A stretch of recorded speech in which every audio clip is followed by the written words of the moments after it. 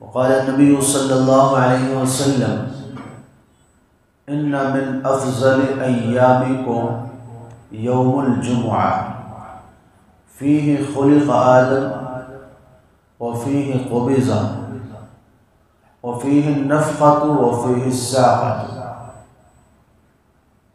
أو كما قال عليه الصلاة والسلام. اللهم صل على سيدنا محمد وعلى آل سيدنا محمد وبارك وسلم. اللهم صل على سيدنا محمد وعلى آل سيدنا محمد وبارك وسلم. اللهم صل على سيدنا محمد وعلى آل سيدنا محمد وبارك وسلم. لائق صد احترام بزرگوں، عزیز ساتھیوں اور دوستوں، رمضان المبارک کا مقدس اور متبرک مہینہ اپنے آخری پڑاؤ پر ہے، اور آج رمضان کا آخری جمعہ ہے۔ اللہ تبارک و تعالی نے اس دن کو بہت ہی تاریخی حیثیت کا حامل بنایا ہے اور بڑی عظمتوں سے اللہ تعالی نے اس کو مالا مال فرمایا ہے۔ روایات میں آتا ہے کہ رسول اللہ صلی اللہ علیہ وسلم نے ارشاد فرمایا، اللہ تعالیٰ نے تم سے پہلی امتوں کو بھی عبادت کے لیے دن متعین کرنے کا اختیار دیا تھا، یعنی تم سے پہلی جو قومیں، جو امتیں گزری ہیں، اللہ تعالیٰ نے ہر ایک کو اختیار دیا تھا کہ اپنی عبادت کے لیے کوئی دن منتخب کریں۔ چنانچہ فرماتے ہیں یہودیوں نے ہفتے کا دن پسند کیا اور عیسائیوں نے اتوار کا دن پسند کیا، اور اللہ تعالیٰ نے تم کو جمعہ کا دن عطا فرمایا، اور حقیقت میں عبادت کا جو دن تھا وہ جمعہ ہی کا دن تھا جو اس امت کے حصے میں آیا ہے۔ تو اس اعتبار سے یہ دن بڑی تاریخی حیثیت کا اور بڑی فضیلتوں کا حامل ہے کہ رسول اللہ صلی اللہ علیہ وسلم فرماتے ہیں خیر یوم طلعت علیہ الشمس یوم الجمعہ، جتنے دنوں پر بھی سورج طلوع ہوتا ہے، جن جن دنوں میں سورج نکلتا ہے، ان تمام دنوں میں سب سے بہترین دن جو ہے وہ جمعہ کا دن ہے۔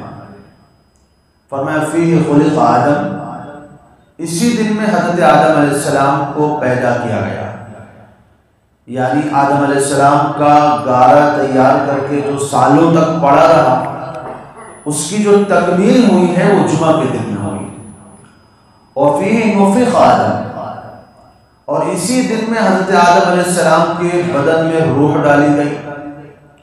وفیہ ادخل الجنہ، اسی دن میں حضرت آدم علیہ السلام کو جنت میں داخل کیا گیا، اور اسی دن میں وہ جنت سے نکال کر دنیا میں بھی اتارے گئے، اور اسی دن اللہ تعالیٰ نے حضرت آدم علیہ السلام کو خلافت سے نوازا، جس کا تذکرہ پہلے پارے میں آتا ہے انی جاعل فی الارض خلیفہ، میں زمین میں اپنا خلیفہ بنانا چاہتا ہوں۔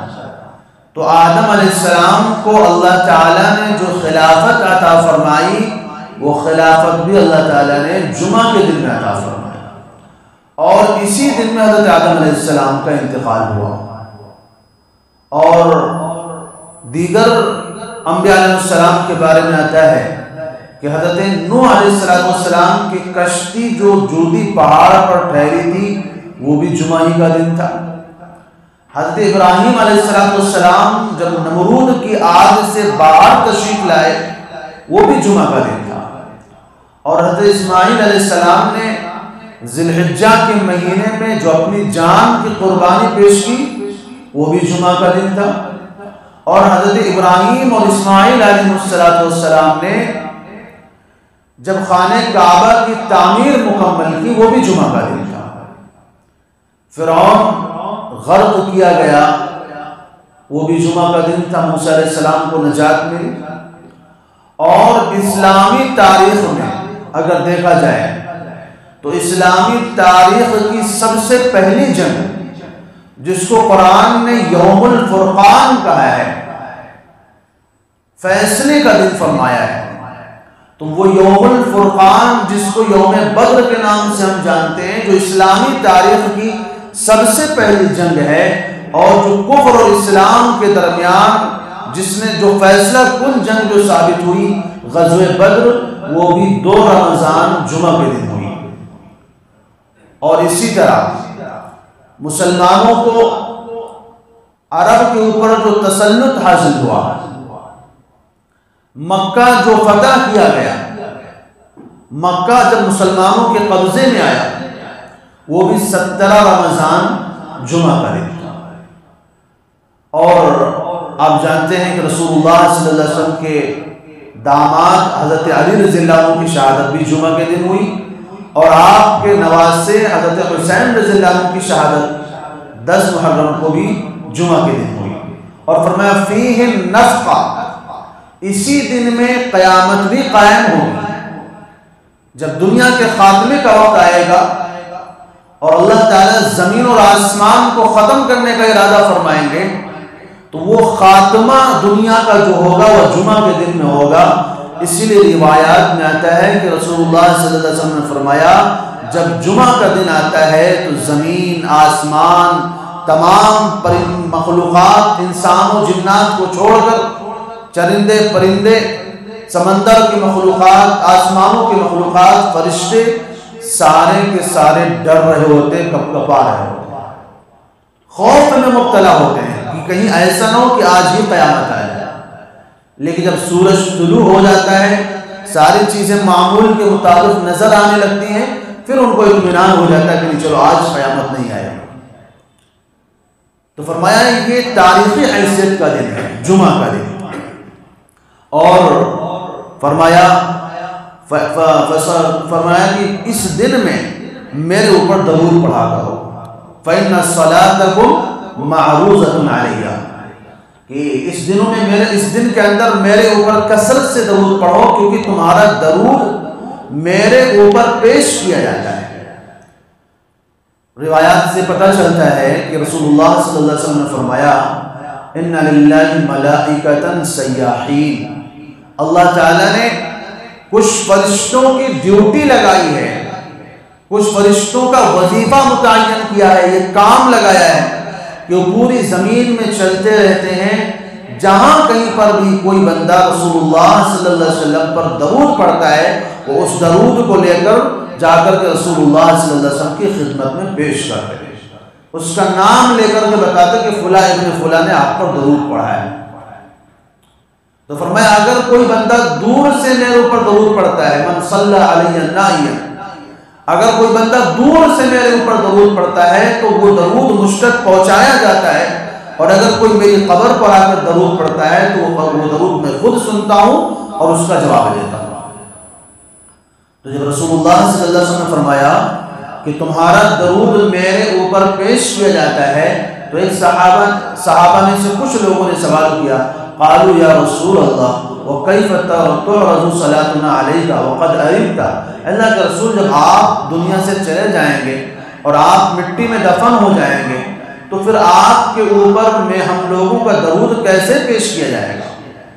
یعنی صحابہ کا تصور، صحابہ کے ذہن میں یہ تھا کہ آپ کا تو انتقال ہو جائے گا، آپ تو دنیا سے چلے جائیں گے، آپ کو مٹی میں دفن کر دیا جائے گا، تو آپ کے انتقال ہونے کے بعد آپ کو ہمارا درود کیسے سنائی دے گا؟ تو رسول اللہ صلی اللہ علیہ وسلم نے فرمایا ان اللہ حرم علی الارض اجساد الانبیاء، اللہ نے زمین کے اوپر نبیوں کے جسم کو حرام کر دیا ہے کہ زمین کی جو مٹی ہے وہ انبیاء علیہ السلام کے جسم کو کھا نہیں سکتی ہے، انبیاء کے جسم کو اللہ تعالیٰ نے محفوظ کر دیا ہے کہ وہ زمین ان کے جسم کو کھائے۔ اور دوسری روایت میں فرمایا الانبیاء احیاء فی قبورہم یصلون، انبیاء علیہ السلام اپنی قبروں میں زندہ ہوتے ہیں، انبیاء علیہ السلام اپنی قبروں میں حیات ہوتے ہیں۔ یہ الگ بات ہے کہ دنیا میں موت ان پر بھی طاری ہوتی ہے۔ بہت سے لوگ جو حیات انبیاء کے منکر ہیں اور قبر کے اندر نبیوں کی زندگی کو تسلیم نہیں کرتے، وہ قرآن کی آیت بتاتے ہیں اِنَّكَ مَيِّتٌ وَإِنَّهُم مَيِّتُونَ، آپ کو بھی مرنا ہے، سب کو مرنا ہے، اور کہتے ہیں اِنَّكَ لَا تُسْمِعُ الْمَوْتَى، آپ مردوں کو نہیں سنا سکتے۔ تو ان آیتوں کو بنیاد بنا کر وہ کہتے ہیں کہ انبیاء علیہ السلام قبروں میں زندہ نہیں ہیں، کیونکہ قرآن کہتا ہے کہ انبیاء علیہ السلام، تو آپ کو بھی مرنا ہے نبی کو مخاطب کر کے۔ تو اس کا انکار کون کر رہا ہے؟ وہ تو سبھی کہہ رہے ہیں کہ انبیاء علیہ السلام پر بھی موت طاری ہوتی ہے۔ اللہ نے جو اصول بنایا ہے، ضابطہ بنایا ہے کل نفس ذائقۃ الموت کا، تو اس ضابطے کے اندر انبیاء علیہ السلام بھی آتے ہیں کہ انبیاء علیہ السلام پر بھی موت طاری ہوتی ہے۔ لیکن کیا آپ یہ نہیں جانتے کہ جب بندہ قبر میں جاتا ہے تو اس کی روح کو قبر میں لوٹایا جاتا ہے؟ قبر میں بندے کی روح کو لوٹایا جاتا کہ نہیں لوٹایا جاتا؟ حساب و کتاب کے لیے جب فرشتے آتے ہیں تو اب دنیا میں تو موت طاری ہو گئی، دنیا میں موت طاری ہوئی، آپ نے جا کر قبر میں اس کو اتار دیا، لیکن قبر میں کیا روح واپس آتی کہ نہیں آتی ہے؟ اب عام مردوں کا معاملہ یہ ہوتا ہے، ان کی روح قبر میں واپس آتی ہے، حساب و کتاب ہوتا ہے، اور پھر اس کے بعد روح واپس پہنچا دی جاتی ہے اپنے ٹھکانے پر، یا تو پھر اعلیٰ علیین میں، یا تو پھر سجین میں۔ لیکن انبیاء علیہ السلام کا معاملہ ان سے الگ ہوتا ہے۔ انبیاء علیہ السلام کی روح کو ان کے بدن میں ہی رکھا جاتا ہے، انبیاء علیہ السلام کی روح کو واپس نہیں لوٹایا جاتا۔ اسی بات کو رسول اللہ صلی اللہ علیہ وسلم نے فرمایا الانبیاء احیاء فی قبورہم، انبیاء علیہ السلام اپنی قبروں میں زندہ ہوتے ہیں اور وہ نماز پڑھتے ہیں۔ معراج کی رات میں روایت موجود ہے، آپ جانتے ہیں رسول اللہ صلی اللہ علیہ وسلم نے فرمایا میں نے دیکھا کہ موسیٰ علیہ السلام اپنی قبر میں نماز پڑھ رہے تھے۔ تو انبیاء علیہ السلام کا معاملہ دیگر لوگوں سے الگ ہوتا ہے، عام لوگوں سے ہٹ کر ہوتا ہے۔ ان کو اللہ تعالیٰ نے جو خصوصیات عطا فرمائی ہیں، ان خصوصیات میں سے خصوصیت یہ بھی ہے کہ انبیاء علیہ السلام اپنی قبروں میں زندہ ہوتے ہیں۔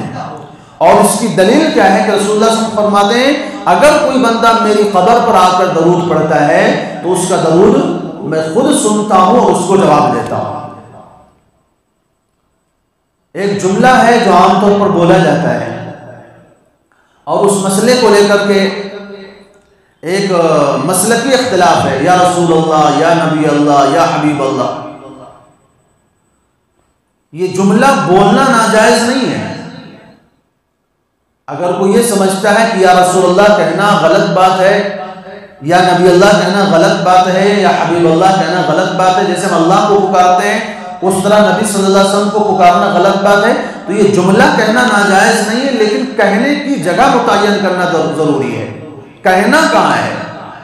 یا رسول اللہ آپ کو کہنا ہے، لیکن قبر میں وہاں روضہ شریف پر جا کر کے کہنا ہے۔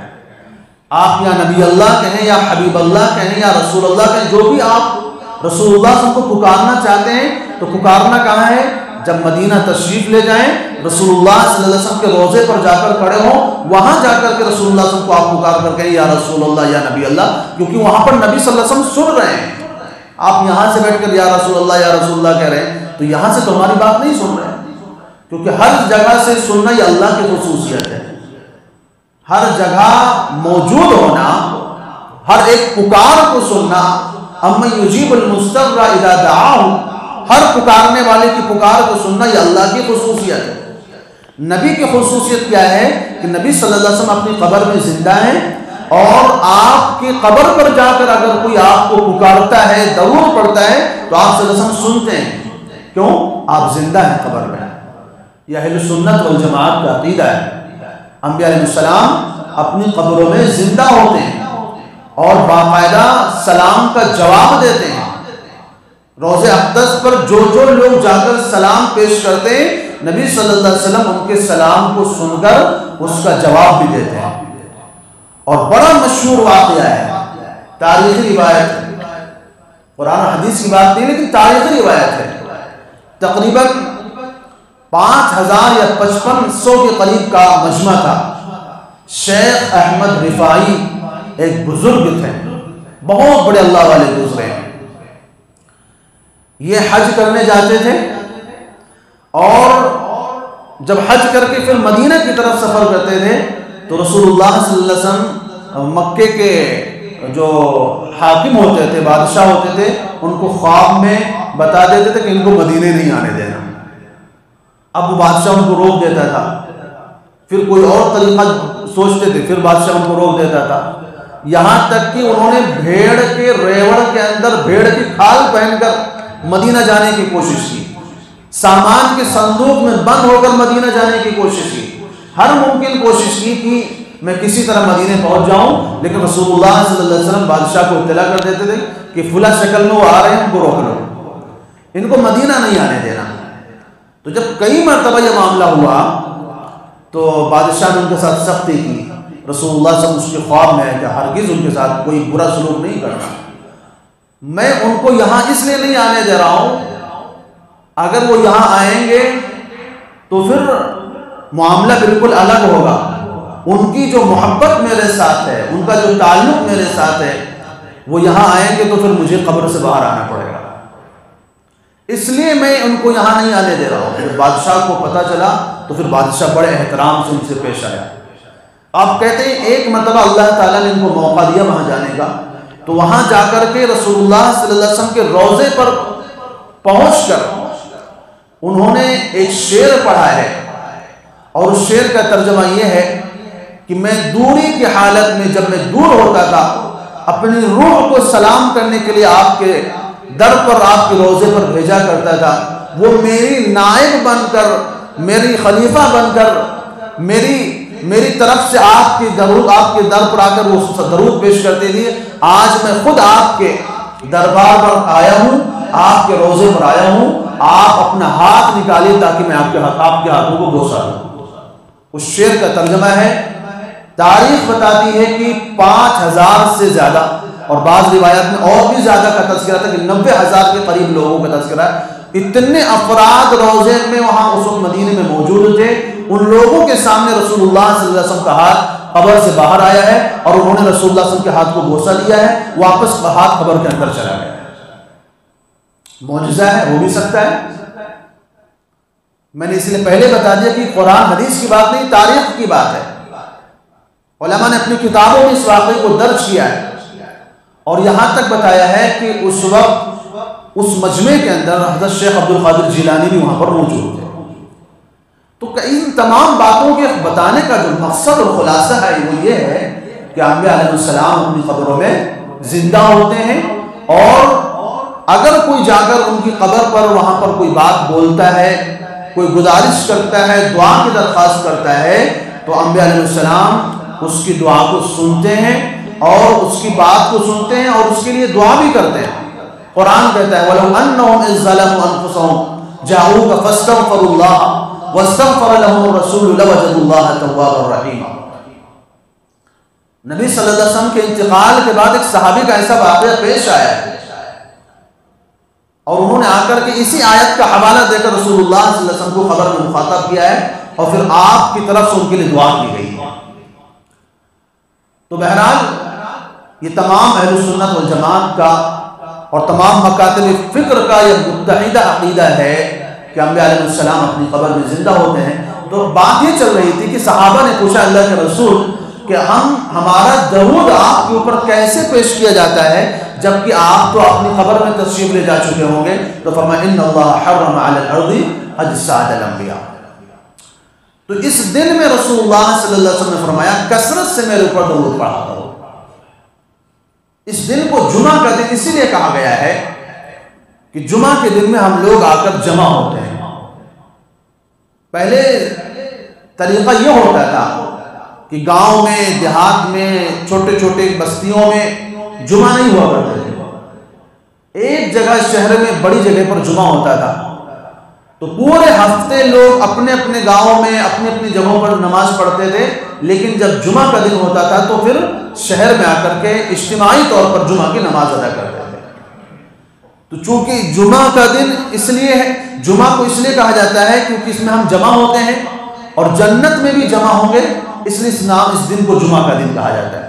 روایات میں آتا ہے کہ اللہ تبارک و تعالی جنت میں اہل جنت کو اپنا دیدار کروائیں گے، اور وہ دیدار جو ہوگا وہ جمعہ کے دن میں ہوگا۔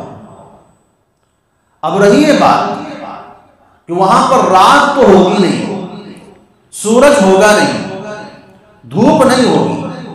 علماء نے کتابوں میں لکھا ہے کہ فجر کے جیسا، فجر کے بعد کا جو وقت ہوتا ہے، جو ٹھنڈا وقت ہوتا ہے، روشنی والا وقت ہوتا ہے، اس جیسا وقت ہوگا، لیکن دھوپ نہیں ہوگی۔ تو اب دنوں کا اندازہ کیسے ہوگا؟ اللہ تعالیٰ کی طرف سے نور کے پردے ڈالے جائیں گے، پردہ ڈالا جائے گا تو سمجھو رات ہو گئی، پردہ ہٹ گیا تو سمجھو دن چل رہا ہے۔ تو اس اعتبار سے وقت کے اندازہ لگا کر کے جب وہ 7 دن گزر جائیں گے اور جب جمعہ کے دن کا وقت آئے گا، باری آئے گی، تو اس دن اللہ تبارک و تعالی جنت میں اہل جنت کو اپنا دیدار فرمائیں گے۔ شکل کیا ہوگی؟ روایات میں آتا ہے کہ رسول اللہ صلی اللہ علیہ وسلم نے فرمایا جنت میں ایک میدان ہے جس کو مزید کہا جاتا ہے، لَهُم مَّا يَشَاءُونَ فِيهَا وَلَدَيْنَا مزید، قرآن میں ہے سورہ قاف میں۔ تو جنت میں ایک میدان ہے جس کو میدان مزید کہا جاتا ہے، اس میدان کے اندر اللہ تبارک و تعالیٰ کرسیاں لگوائیں گے اور کرسیاں دائرے میں لگائی جائیں گی۔ وہ جنت کا میدان کتنا عظیم الشان اور کتنا بڑا ہوگا، اس کا تصور آپ یہاں کے چھوٹے موٹے میدانوں سے نہ کریں۔ تو نور کی کرسیاں لگائی جائیں گی چاروں طرف سے، پھر تخت لگائے جائیں گے، پھر اور لوگوں کے بیٹھنے کے لیے۔ تو جو سب سے آگے جو کرسیوں پر بیٹھنے کا موقع ملے گا وہ انبیاء علیہ السلام کو، یعنی پہلی جو لائن ہوگی، جو صف ہوگی، جو دائرہ ہوگا، اس میں جو بیٹھنے کا موقع ملے گا وہ انبیاء علیہ السلام کو۔ دوسرے نمبر پر یعنی جو دوسری لائن میں جو بیٹھنے کا موقع ملے گا وہ انبیاء علیہ السلام کے صحابہ کو، پھر فرمایا علماء کو، پھر شہداء کو، پھر نیک لوگوں کو اور تمام اہل جنت کو۔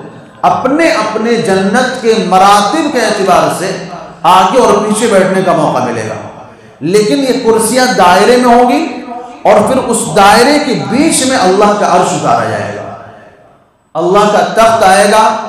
کس طرح آئے گا اس کی شان جانتے ہیں، اس کی شان کے مطابق ہوگا، اس کی کیفیت، اس کی حقیقت، اس کی جو ہے ظاہری حالت کیسی ہوگی، یعنی اس کا جو انداز کیسا ہوگا، اس کی جو صورتحال کیسی ہوگی، وہ ہم تصور میں دنیا میں نہیں لا سکتے۔ اللہ تعالیٰ اپنی شان کے مطابق اپنا عرش اتاریں گے اور اس عرش کے اوپر اللہ تعالیٰ جلوہ افروز ہوں گے اور تمام اہل جنت کو اپنا دیدار کروائیں گے۔ روایت میں آتا ہے کہ رسول اللہ صلی اللہ علیہ وسلم نے فرمایا جب جنتی جنت میں داخل ہو جائیں گے تو اللہ تبارک و تعالیٰ اہل جنت سے مخاطب ہو کر کے فرمائیں گے، کیا مخاطب ہوں گے کہ هل تريدون شيئا ازيدكم، کیا تمہیں کوئی اور چیز چاہیے جو میں تمہیں زیادہ کر کے دوں؟ تو جنتی کہیں گے اللہ اب ہمیں کیا چاہیے، آپ نے ہمیں جنت میں داخل کر دیا، آپ نے ہمیں جہنم سے بچا دیا، آپ نے ہمیں جو ہے فلاں نعمت عطا فرمائی، آپ نے ہمیں برائیوں سے پاک کیا، آپ نے اتنی ساری نعمتوں سے ہمیں نوازا، اور ہمیں کیا چاہیے؟ اللہ تعالیٰ فرمائیں گے کہ لَهُم مَّا يَشَاءُونَ فِيهَا وَلَدَيْنَا مَزِيدٌ لِلَّذِينَ أَحْسَنُوا الْحُسْنَى وَزِيَادَةٌ، ہمارے پاس کچھ اور ہیں جو تم کو معلوم نہیں ہے۔ اب اس میں بعض روایات میں بڑے بڑے علماء نے اس روایت کا تذکرہ تو کیا ہے، لیکن محققین یہ فرماتے ہیں کہ وہ روایت درست نہیں ہے۔ وہ روایت یہ ہے کہ اللہ تعالیٰ فرمائیں گے کہ جاؤ اپنے علماء سے پوچھ کر کے آؤ تمہیں اور کیا چاہیے۔ وہ الگ بات ہے کہ یہ روایت مستند نہیں ہے، میں پہلے اس کو عرض کر دے رہا ہوں۔ تو کہتے ہیں کہ وہ لوگ اپنے اپنے علماء کے پاس جائیں گے اور پوچھیں گے کہ اللہ تعالیٰ سوال کر رہے ہیں کہ جاؤ پوچھ کر کے آؤ تمہیں اور کیا چاہیے، ایک چیز کی کمی ابھی رہ گئی ہے۔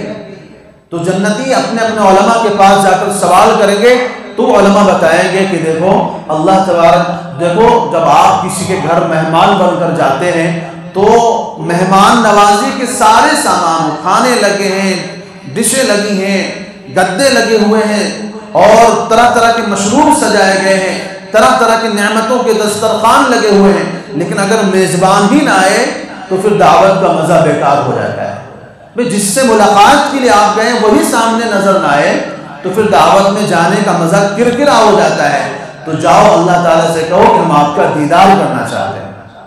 تو جنتی آ کر کہیں گے اے اللہ ہم نے آپ کو بغیر دیکھے مانا ہے، ہم سجدے میں ہم نے آپ کی تصویر بیان کی ہے، رکوع میں ہم نے آپ کی تصویر بیان کی ہے، آپ کے لیے نمازیں پڑھی ہیں، آپ کے لیے ہم نے جانیں لٹائی ہیں، مال قربان کیا ہے، جان قربان کیا ہے، بھوک پیاس برداشت کیا ہے، روزے رکھے ہیں، سب کچھ آپ کے لیے کیا ہے، لیکن ہم نے آپ کو دیکھا نہیں تھا، اب ہم آپ کا دیدار کرنا چاہتے ہیں۔ تو اللہ تبارک و تعالیٰ اہل جنت کو اپنا دیدار نصیب فرمائیں گے، اور رسول اللہ سے فرماتے ہیں کہ جب جنتی لوگ فما اعطوا شيئا احب اليهم من النظر الى ربهم، جب جنتی لوگ جنت میں اللہ تبارک و تعالیٰ کا دیدار کر لیں گے تو اللہ کے دیدار سے بڑھ کر کوئی نعمت ان کی نظر میں محبوب نہ ہوگی، کیونکہ کائنات کا رب سامنے موجود ہوگا، جنت کا بنانے والا سامنے موجود ہوگا۔ جب جنت اتنی خوبصورت ہے، جنت کے محلات ایسے حسین و جمیل ہیں، جنت کی عورتوں کی خوبصورتی کا جب یہ عالم ہے اور کائنات کا نظام جس نے اتنا حسین بنایا ہے تو وہ خود کتنا حسین ہوگا۔ روایت میں آتا ہے کہ رسول اللہ صلی اللہ علیہ وسلم فرمایا ان اللہ جمیل یحب الجمال، اللہ بہت خوبصورت ہے اور اللہ خوبصورتی کو پسند فرماتے ہیں۔ تو جنتی جب اللہ تعالیٰ کا دیدار کر لیں گے تو جنت کو بھی بھول جائیں گے۔ قرآن کہتا ہے ادخلوها بسلام آمنین نزعنا ما فی صدورهم من غل اخوانا على سرر متقابلین۔ یہ جنتیوں کی کیفیات ہوگی کہ جنتی کس کیفیت کے ساتھ جنت میں جائیں گے، کس کیفیت کے ساتھ جنت میں رہیں گے، اور کس کیفیت کے ساتھ جنت میں ایک اللہ تعالیٰ کا دیدار کریں گے۔ قرآن نے ان کی خصوصیتوں میں سے ایک خصوصیت یہ بتایا ہے نزعنا ما فی صدورهم من غل، دلوں کے کینے ہم نکال دیں گے۔ حسد اور کینہ جو دل کی برائی ہے، جنتیوں کی خصوصیت یہ ہوگی کہ ان کے اندر یہ برائی نہیں ہوگی۔ روایت میں آتا ہے کہ رسول اللہ صلی اللہ علیہ وسلم اپنی مجلس میں تشریف فرما تھے، صحابہ موجود ہیں، اور آپ صلی اللہ علیہ وسلم نے فرمایا یطلع علیکم من هذا الفج رجل من اہل الجنہ، ابھی اس دروازے سے ایک جنتی آدمی داخل ہوں گے۔ صحابہ متوجہ ہو گئے، دیکھنے لگے کہ کون بندہ ہے جس کے بارے میں رسول اللہ صلی اللہ علیہ وسلم اعلان فرما رہے ہیں کہ اس دروازے سے بھی ایک جنتی آدمی اندر آنے والا ہے۔ تو فرمایا کہ فطلع رجل من الانصار ينفض لحيته من الوضوء، ایک انصاری صحابی آئے، داڑھی سے وضو کا پانی جھاڑ رہے تھے اور بائیں ہاتھ میں اپنی جوتیوں کو اٹھائے ہوئے تھے، یعنی جو باہر کا گیٹ ہوگا وہاں سے داخل ہوئے تو جوتیاں رکھنے کی کوئی جگہ نہیں ہوگی، جوتیاں وہاں رکھنے جا رہے ہیں، وضو کر کے باہر سے تشریف لائے تو وضو کا پانی داڑھی سے ٹپک رہا ہے اور ایک بائیں ہاتھ میں جوتیاں اتار رہے ہیں، اور آ کر کے اپنی نماز پڑھی، سلام کیا اور نکل کر کے چلے گئے۔ اگلے دن پھر رسول اللہ صلی اللہ علیہ وسلم تشریف فرمائے، پھر یہ جملہ فرمائے ابھی ایک جنتی آدمی اس دروازے سے داخل ہوگا، پھر وہی صحابی داخل ہوئے، پھر وہی طریقہ۔ تیسرے دن پھر فرمایا رسول اللہ صلی اللہ علیہ وسلم نے کہ ابھی ایک آدمی جنتی اس دروازے سے مسجد میں داخل ہوگا، تو پھر صحابہ نے دیکھا کہ وہی صحابی تیسرے دن تشریف لا رہے ہیں۔